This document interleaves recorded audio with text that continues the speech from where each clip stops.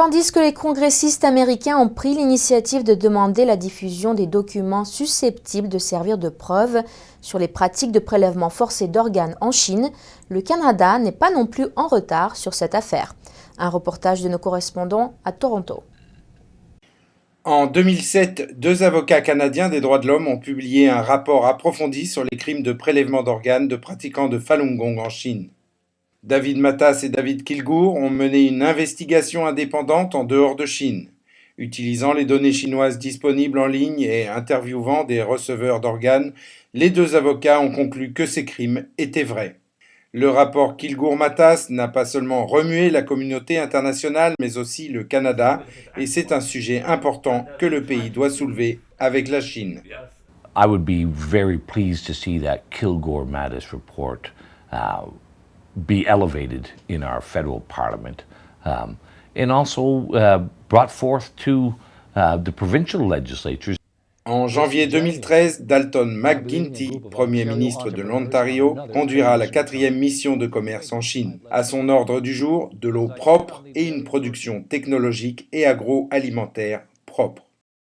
Mais le député Randy Hillier pense que Dalton McGuinty devrait aussi interroger le régime communiste sur les crimes allégués.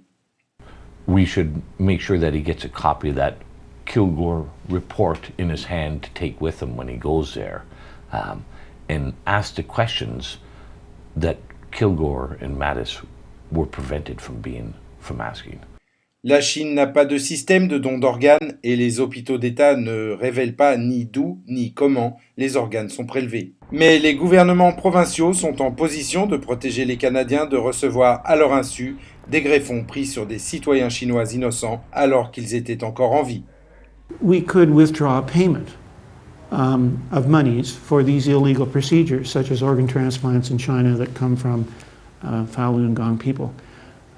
That'd be a huge deterrent, and we can require our doctors to tell their patients that if they're going to go overseas to find organs to transplant organs, and they're going to China, they need to be aware that very likely they will come from live, healthy, innocent people. That's a crime here, and it's a crime in China. Just right now, it's a crime that the government is imposing upon the people of China. Actuellement, une pétition signée par des députés israéliens rend le PCC nerveux.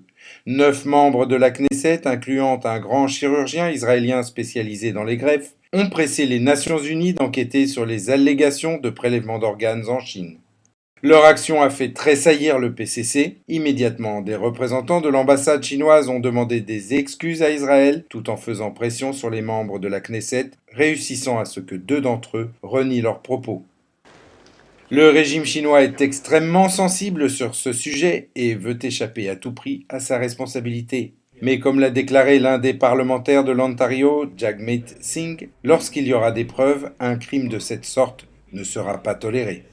This type of crime, like something like organ harvesting, is so offensive that people would really get upset by it. So they wouldn't be able to ignore it, or they wouldn't be able to turn their mind away from it. I think it's something you have to address. It's such a serious thing. La Chine a été dernièrement un sujet chaud au Canada avec l'actuelle offre de rachat de Nexen dans l'Alberta par la société d'État chinoise Sinopec et l'accord controversé Chine-Canada de protection des investissements étrangers. Mais avec la pression internationale et les preuves croissantes de prélèvement forcé d'organes en Chine, le Canada devrait réfléchir à 2 fois avant de faire des affaires avec le PCC. Nouvelle NTD, Toronto, Canada.